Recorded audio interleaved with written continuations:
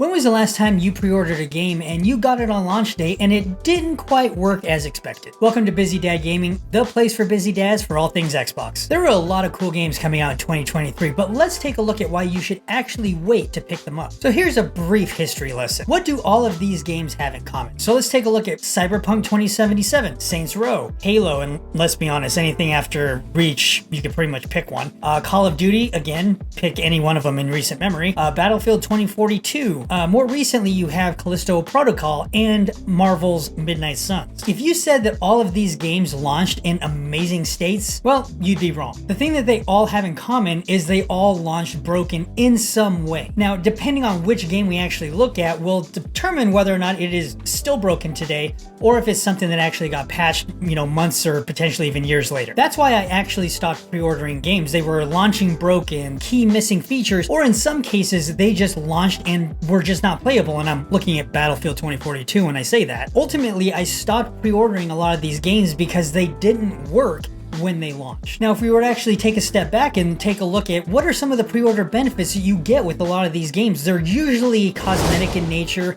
Sometimes they're even some of those things where you just have it early on in the game and you don't really use it beyond that, and Cyberpunk was a good example of that. There's very little benefit to pre-ordering the game as it stands today because the benefit is far outweighed by the price that you're going to be paying. Instead of pre-ordering a game, what should you do? Now, me personally, I take a wait and see approach. I want to see how the game actually launches first before diving into it. Now, the caveat there is if it's on Game Pass as an example, I'm not throwing down $70 for that particular game, so the risk is a lot lower when it comes on Game Pass. But if you're going to be paying $70 for a game, I want the thing to work. So first thing is like the reviewers. What are they saying? Does it have a day one patch? How is the performance? Are there things missing that you would expect with that particular game? Does it actually have everything that you would expect in a game? Like in Battlefield or Call of Duty, does it actually have a barracks? Does it have a scoreboard?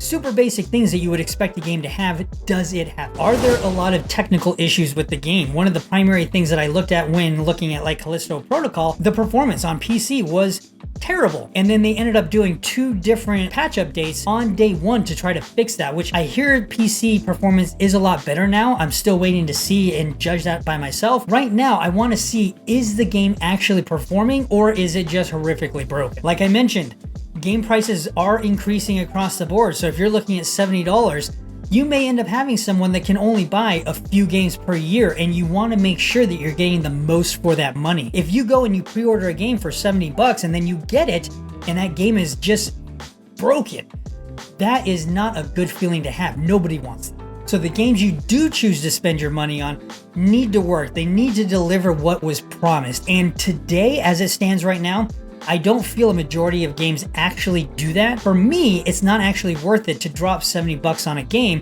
and have the potential of it actually working. So, like I said, I take more of a wait and see approach, see if it's going to be a good game or not, and then I'll dive into it, assuming it's not just coming out on Game Pass, which in that case, I'll just dive right into it and come what may. And if you're unsure of which game to play next, or if a game is actually going to be worth your time, make sure to check out my playlist going over the different Xbox games, and I'll see you over there.